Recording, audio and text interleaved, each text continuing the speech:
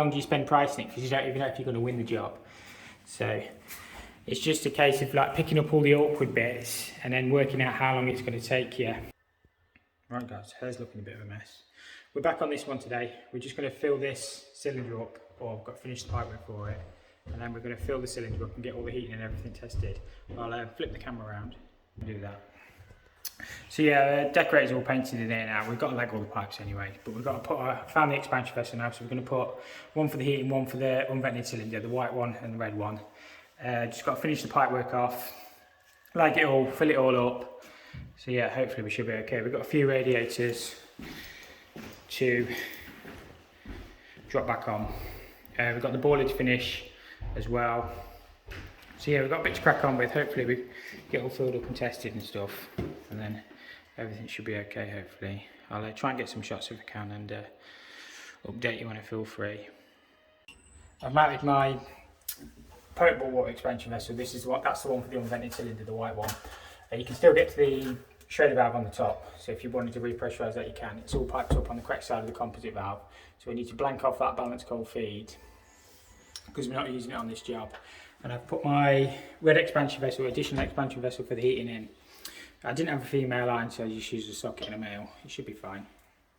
So I need to get that one piped up. All this is additional expansion because the one in the boiler is not very big, so it just gives us another 18 litres. So I'm going to put the fill loop here. I've got my double check valve on the cold side. I'm just going to put a pressure gauge here. This is one of the bleed points for the underfloor heating, but you should be able to still bleed it through the fill loop, if that makes sense. I don't think it'll airlock anyway, but so just connect that in there, and then the expansion is going to come off that other one, which will go up to the top. So it will just join in on there. So hopefully everything should be nice and easy to get to. Obviously we'll have to remove the fill loop after we're done, because you should really cap these off for water regs, because obviously you shouldn't really have a link in between your heat and anything. But other than that, everything should be okay.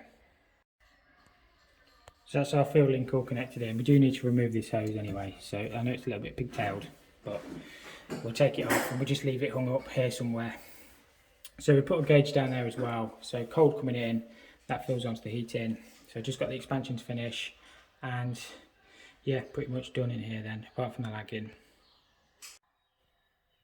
Right, so we just got that clipped up there, and all this is additional expansion, I've already said. So the PRV's inside the boiler, and all this does, because the one in the boiler I believe is only a 12 litre, we're putting an additional 18 litres on for the size of the system. So yeah, that should be okay. We're just about ready to get filled up. My mate's been in put, try not to fall over anything. He's been around and put all the radiators back on. We just need to get some pipe collars where it goes out the wall, but they look okay. They look fine. So we're going to get filled up next. He's just been around and make sure all the air taps and stuff are shut upstairs. So yeah, hopefully everything should be okay. It's coming along nicely. Should be fine. This is always a nervous time for a plumber when you first fill a heating system up. Obviously some of it's existing, some of it's new. So what we'll do is we'll get a bit of pressure in it on the gauge, and the gauge just down there. We've got a gauge on the boiler as well, and we've got to flush all the system out anyway, but just want to make sure there's no leaks or anything. So we'll get a bit of pressure in, and then we'll whip around and check the radiators, but it's always nervous. You kind of just get used to fear being a plumber sometimes. I'm just going to start filling up the unvented cylinder. So normally what I do is crack it through the PRV a little bit. Obviously I've got my PRV to pipe all up yet, but you can fill it a little bit anyway, because obviously all this will just fill with air if not. I've just got my discharge pipe work to do now from the unvented cylinder. Obviously these temperature pressure reliefs and stuff come with the cylinder, so you need to change them. If you are going to change them exactly the same. So that one's a temperature pressure relief, that one's just a pressure relief. D1 can only be a maximum of 500ml to our tunn dish, which will sit here, and then D2 we need a minimum drop of 300ml before a bend, which we can easily achieve on this one, because obviously when we set out, we set our discharge pipe work nice and low. So yeah, we'll crack on with this and get this bit done now.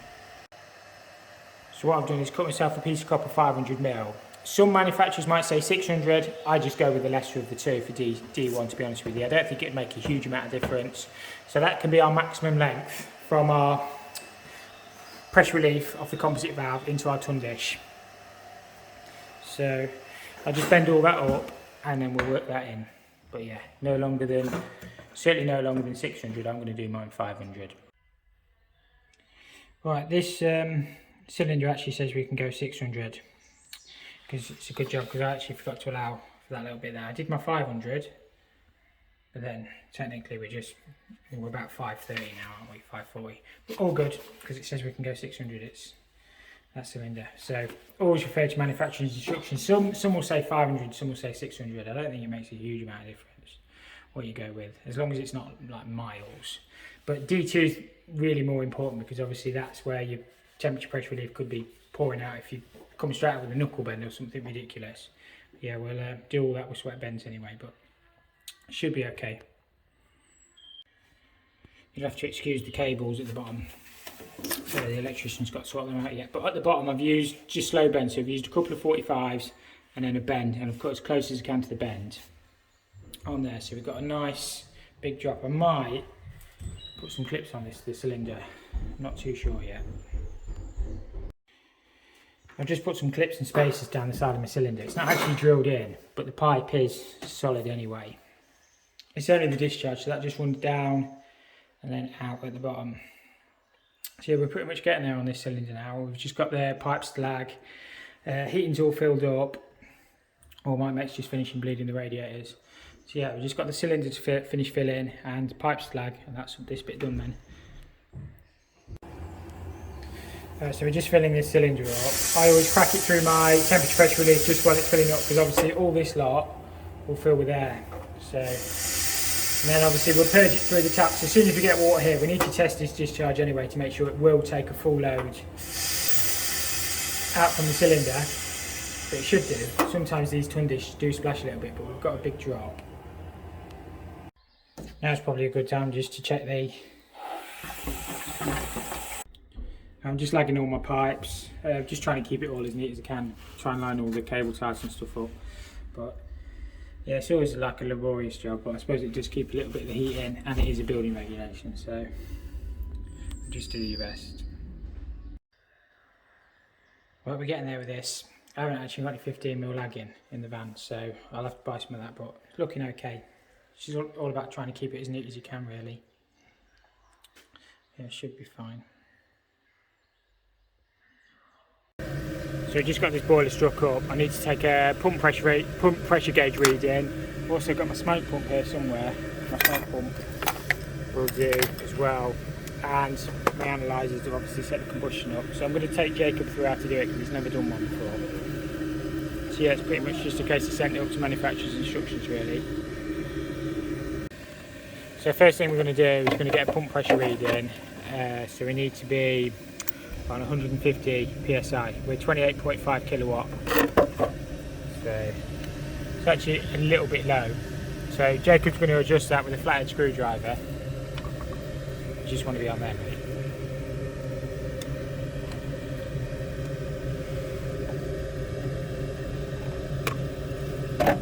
Is that the right screwdriver?